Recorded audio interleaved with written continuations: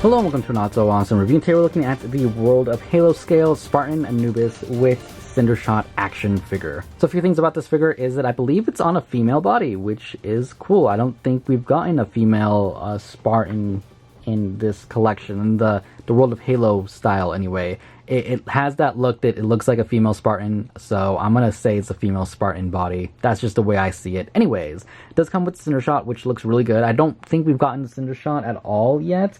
At least in the individual packs, you may have gotten it in one of the other ones that I didn't get, but for the single releases, I believe this is one of the first times we've gotten the gun itself, and the silver on it looks good. The figure itself looks good. I don't have any complaints about it. I don't usually buy the just plain Spartans because I'm not super interested in no-name Spartans, but it is nice to have a little bit of a Spartan army going, and this is definitely one that looks pretty cool, and I wouldn't mind having it in like at least one or two other colors. So if you wanted to army build her, I guess you kind of can, but it's just something that I don't know, sometimes I kind of just feel like I just want one of. But anyways, again, the gun itself looks really good. The silver on it is really nice, really reflecty, really shiny. Can peg into her back right there. Again, I'm gonna just keep saying her because if you look at it, it has the proportions that remind me of the female Spartans from the Spartan collection. So again, just gonna say that it's a her. Could be a guy for all I know. But anyways, articulation, we'll get into that in a second. Detail wise, the green is really nice. The green right here is really nice. The green on the rest of it, like, okay, so I love matted colors on figures because they help kind of make it have that premium look sometimes. But on this figure, the green on the belt, it looks really nice, really shiny, really glossy. The green on the rest of the figure is really matted, really dark, which looks good, but I feel like if they had gone with this nice, super glossy green for throughout the body, that would have looked really good, especially with contrasting it with the gray there. Kind of wish they did that instead, because here it just kind of stands out. Maybe that's like a factory mistake, and this was meant to be matted out, but who knows. Anyways, articulation, can look up a little bit, look down a good amount, left and right, with that kind of weird pivot if you kind of angle things right. We have arm movement that goes basically all the way down, all the way like that. We have single jointed elbow that does just under 90, which is a little disappointing. Rotation and hinge at the wrist, just like all the other ones. Rotation and not really a hinge, so at least she has the rotation, which is good. Again, just it is how it is with the bodies. Leg can kick forward that much, can't really kick back too much.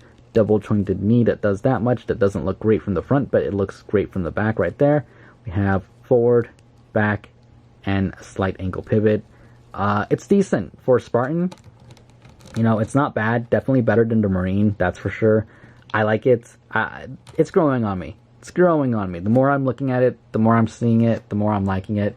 Here we have the one that came with, I believe, the Mantis right there. If I can actually get it to stand. This one feels more solid. This one's legs feel a little bit weaker. But we have that one right there. Let's get out of auto or manual focus. Here we have the one from the little pack that came with all the weapons and everything. I believe that's the one that came with it right there. And then I want to say this was just one of the earlier Spartans they released. So random Spartans, again, as much as I'm not a fan of collecting just random Spartans, this makes me want to get more of the random Spartans. So maybe, again, I'll go back and pick up some of the ones I'm missing, which I probably will anyway. But there she is next to Master Chief, a lot shorter. Makes sense, looks good.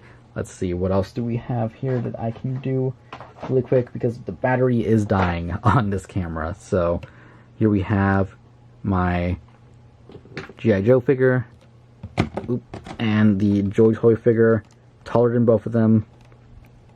Looks good. Moving on to, I guess we'll just finish this off with Spartan Buck right there. Hopefully we can finish this off without anything else falling, but I doubt it because that skirmisher exists. We have Atriox back there. Let's see if we can move you. Move you. No, you're going to fall over if I move you. We have Halo 5 Chief right there. The skirmisher. There we go. And then, last but not least, kind of least, because I honestly think he's probably the worst one in the wave. But that's not saying much. Well, I guess that's, I don't know. I don't know the right way to put that. He's the worst one in the wave, but they're all, you know, really good. So there you go with that. Honestly, yeah, I think if I was going to rank these as which one is the best, which one is the worst, I would probably put Master Chief as number 1, Buck as number 2, Atriox as 3. No, scratch that. Master Chief, Skirmisher, Buck, Atriox, Anubis, Marine.